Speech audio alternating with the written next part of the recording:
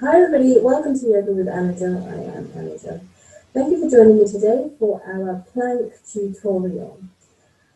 The plank pose is strengthening for the spine, as well as the arms and the wrists.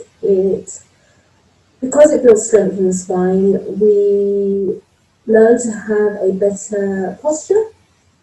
It also helps to prevent or alleviate any back niggles that are postural issues.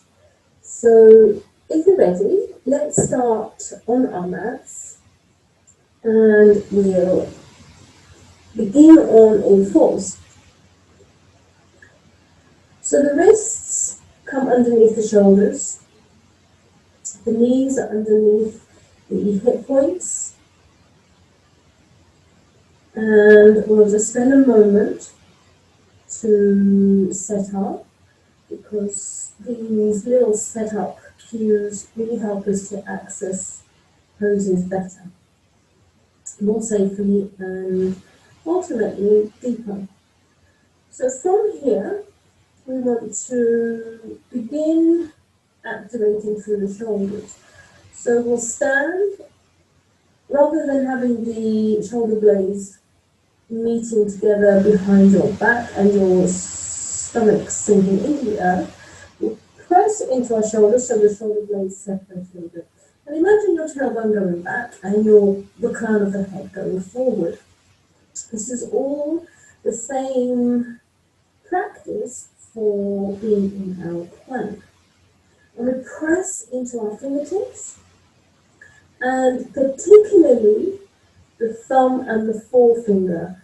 This will avoid us sticking out to the little pinky edges of the hands, and ultimately avoid fatigue in the wrists once we come off our knees. So keep practicing this, ready for the deeper pose. And breathe. And the first thing I'd like us to do is fire up through our core. And by that I mean just very gently drawing the navel up towards the spine and just gently hugging the heart towards your back. Again, all key patterns for our plank pose. And we're breathing out here, just connecting to the earth, connecting to our breath, connecting to ourselves. And when we exhale, I'd like us to really activate through the arms and very gently keep hugging that navel up towards the spine and just lift the knees for a moment off the earth and practice that activeness in the shoulders, in the hands, pressing on the thumbs and forefinger. And then let's come down and take a couple of breaths and keep breathing. And when you're ready, let's breathe out once more, pressing in to the thumb, the forefinger, and spinning the inner elbows further forward as you separate through, hugging the navel into the spine, and breathe that down. And you breathe easy, and we'll just do that one more time. And as you breathe out, just lift through the knees and stand out to the shoulders, inner elbows, face sweeping forward, particularly pressing into the forefingers and back. And let's come down. So let's just curl the toes under and come off our wrists and just move them out a little bit before we move into our plank pose. Same setup to begin with. Now, in my experience, the plank posture is often accessed from down dog. So you can check out that video for a deeper breakdown of how to set up in that. Otherwise, from our box pose, we'll lift into our down dog. And we'll activate in the same way as we did on all fours. So we're really pressing into the forefinger and thumb. We're sweeping the inner elbows up towards the sky, and we're really pressing into and activating the hands. And as we breathe out, we'll sweep the shoulders over wrists into our plank posture. And it's the same setup here. So standing out of our shoulders, separating through, sweeping the inner elbows forward, and you breathe, hugging the navel in towards spine. If you find yourself dipping, just work towards pulling your spine up. By the same token, if you find yourself with the sassy tailbone towards the sky,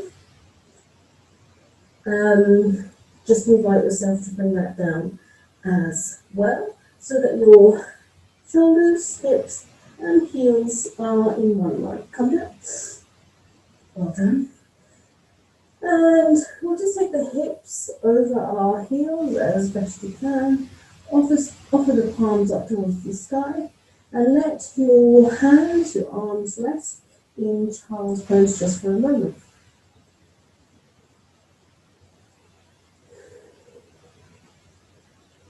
And just allow the breath to settle, the energy to settle, and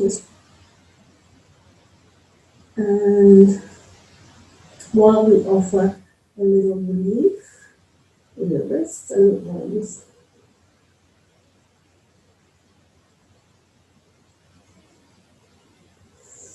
so that's how we work into our plank pose.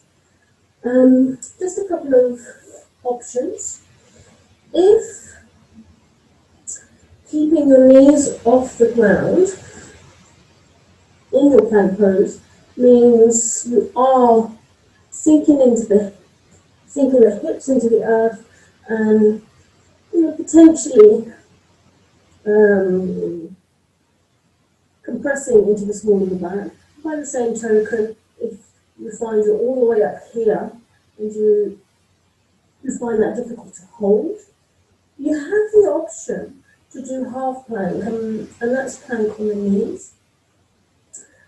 So the shoulders are stacked over the wrists, and again we work the hips to be in line with the shoulders and the knees, avoiding the sinking, avoiding being too sassy with the bottom, and you stay nice and aligned here. And this is your half plank, and again you sweep it in your elbows forward, and you keep the back of the neck long, so the crown of the head is moving forward, so your gaze comes down underneath you, maybe a little bit ahead of you. And you keep working to pressing the thumb, the forefinger in this way. You can even lift through the feet as you breathe. And if you find yourself sinking, keep reminding yourself to draw back, and in time, you'll be able to lift through the knees as you get into your plank. So,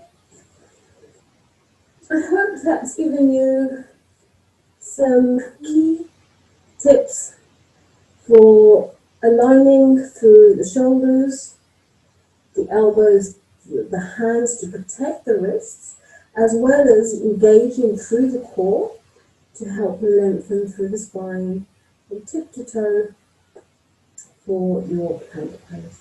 Thank you so much for joining us today. If you enjoyed this tutorial, please do give it a thumbs up.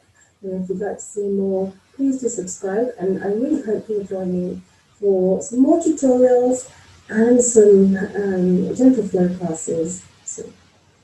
Thank you very much.